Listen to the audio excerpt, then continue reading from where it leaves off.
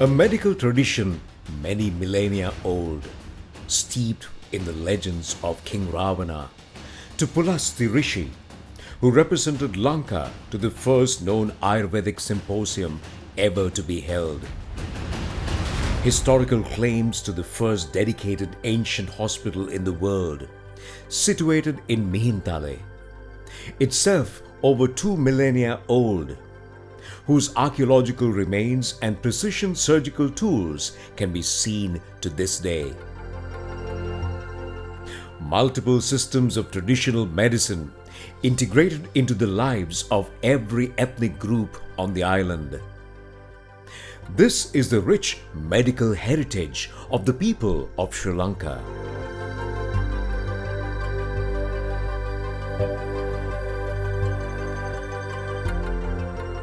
In his opus, The Historical Relation of Sri Lanka, the English captain Robert Knox spoke of the vast knowledge of traditional medicine Sri Lankans carried in their daily lives.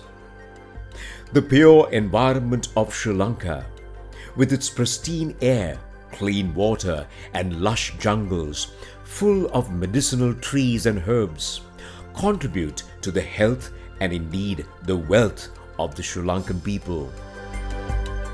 The ancient kings of Sri Lanka, among them King Buddhadasa in the 3rd century and King Parakamabahu in the 11th century, were well known and celebrated physicians, with the latter being a renowned surgeon. King Buddhadasa produced the Sarartha Sangrahaya during his reign, which is still used today as a comprehensive reference manuscript for traditional medicine by physicians.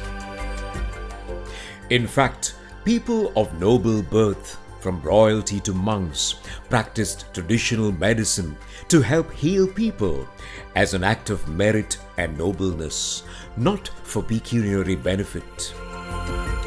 Traditional medical practitioners, Vaidya or Vedamahatha, enjoyed deep respect and played an important role in the village societies of Sri Lanka.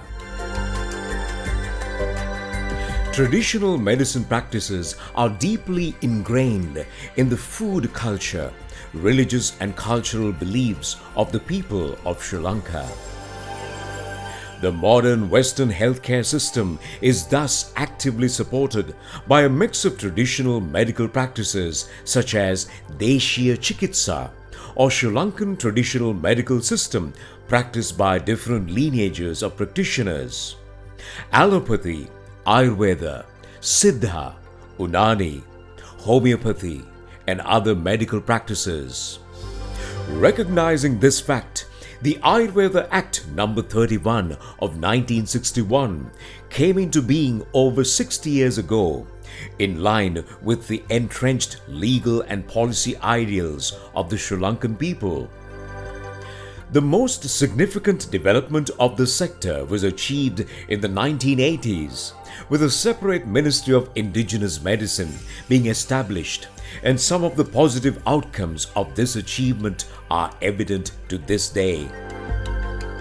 In fact, today, the Department of Ayurveda is a separate wing of the Ministry of Health and is the overarching regulatory body for the regulation and standards of traditional medicine practice in Sri Lanka, as established by the Ayurveda Act.